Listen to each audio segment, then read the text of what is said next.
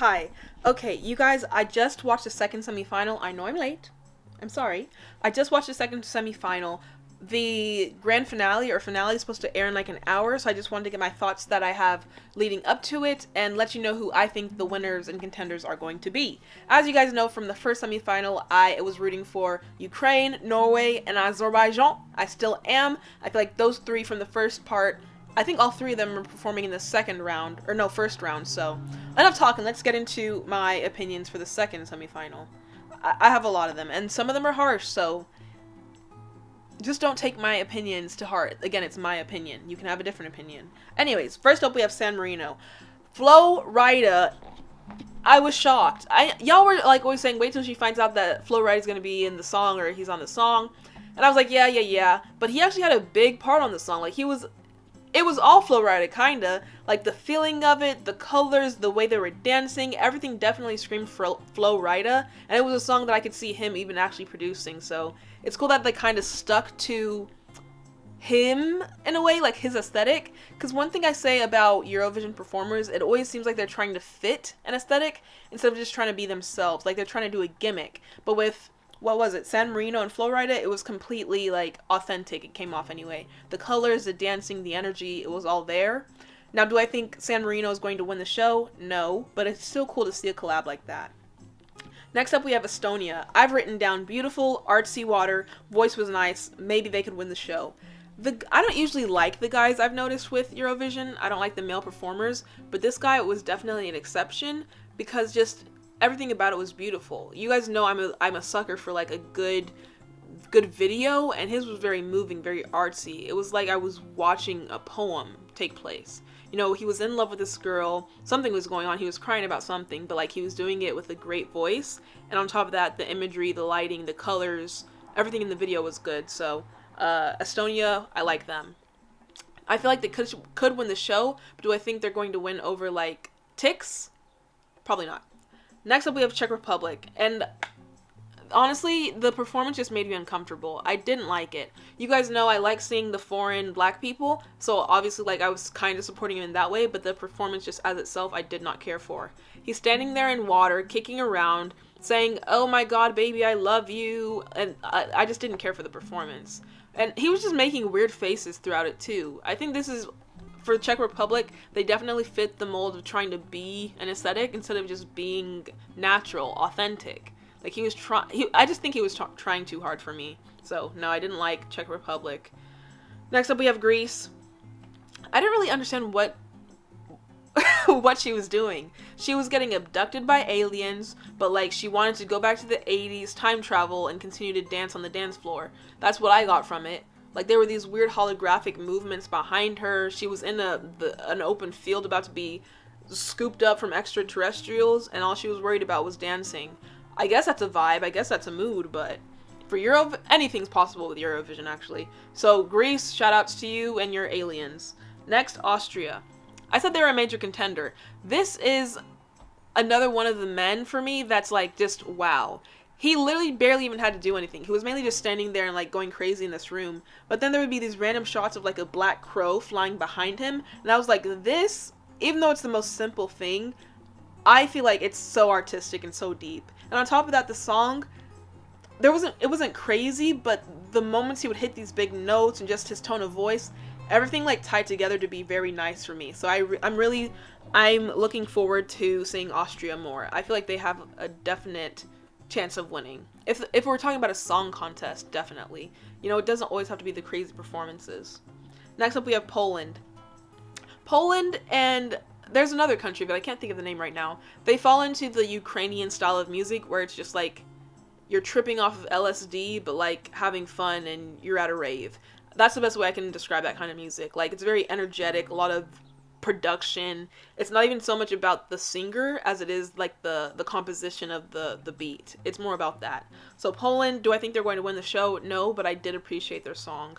I literally wrote down disco, like the song but not the video, too much going on from the lights, colors, and dancers. It was just overwhelming, but again, I think that's the point, like that's the style of it. Next up we have Moldova. I was surprised to see freaking ice cream cones and heels. I was like, Are you actually trying to win the show, or you're just here to have fun? Probably just here to have fun, because you really her choreo was literally just flailing her arms around like a dead chicken.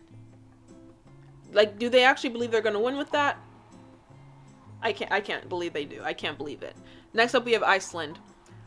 I like the song for Iceland, but again, the people just made me uncomfortable. And, you know, it's nothing against Icelandic people. It's just the outfits, the choreo, the guy with the main singer, him staring into the camera, like, I just didn't like it. I like the song, but not the performance.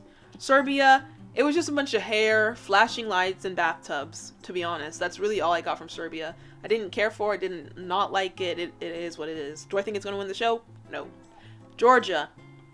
Beautiful. Man is just sitting there with a ballerina, but it's still so moving. Literally, he was just on the stage. I don't even know where he was staring because it didn't pan away from him. But he's just sitting there on a stage so composed and like with one expression, but you can tell that he's feeling so much from the way he's singing.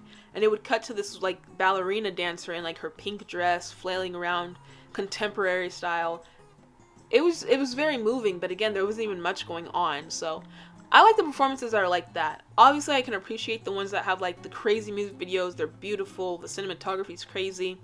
But also the very simple ones where it's the music that speaks for the performance. Like, you don't have to be doing all these crazy antics to like have a good performance, in my opinion. Next up, we have Albania. I said such a nice voice, story in the music video, wavy singing, Snow White. Honestly, like, there's just, like, little clips from that I remember. Like, I remember this little girl appearing to her, and she was, like, reaching out to her. I thought that was a beautiful moment. And then she kind of, like, goes back to being dead or something. I don't really know. I think there was a lot of symbolism in the music video. I wish I got, like, more backstory on what the story was behind it. Is she, like, reaching out to her childhood self, or what was going on? But overall, I still think it was a beautiful performance from Georgia. Or Albania, my bad. Next up, we have Portugal. He came with like a classic rock thing. I haven't seen that style of a performance, at least in this year, and his tone of voice was way different than anything that I had seen prior. Like, he's the only person, even with all the reactions I've done to Eurovision, that has ever sang with a playful twanginess to it. Like, it reminded me of like a legitimate, like, back in the day, 80s, 90s classic rocker. So, and I liked his hat. Like, he just had his own style, and you could tell he wasn't trying to be that style. Like, that was just him authentically. And I keep saying the word authentic. I really do like when you can tell a performer is just up there being themselves, because I feel like that will sell their performance even more so than them trying too hard. I don't like tryhards. Next up, we have Bulgaria, and I said the Billie Eilish on a Titanic. Like, that's literally all it was. She sang just like Billie Eilish, except there were these random shots of, like, an overhead shot of her on a boat or something. Literally, Billie Eilish, if she were on the Titanic, that's what Bulgaria was. Next up, we have Finland. Finland is also the people who gave us Lordi, and that iconic performance that I'll never let... I always bring it up every time I talk about Eurovision. Finland is, like... They basically own the rock genre, and again, they came back this year with it, and it's... Everything about it was good. Freaking classic rock. They had the guitars, just the energy, the coloring, everything there was good. Finland, I feel like they are a contender because it was just good. There's no denying that. We have Latvia. It was chaotic, hypnotizing beat. I liked it. It fits into the genre of Ukraine and Poland, where it's more about the beat, but that doesn't take away, I feel like, from the performance. Sometimes there are times when these performers try to do too much and the story or the message kind of gets lost. But I feel like with these Ukrainian, like, like crazy beat type songs, everything like just ties together oddly, but it still works. So for me, that definitely happened with Latvia. Next up, we got Switzerland.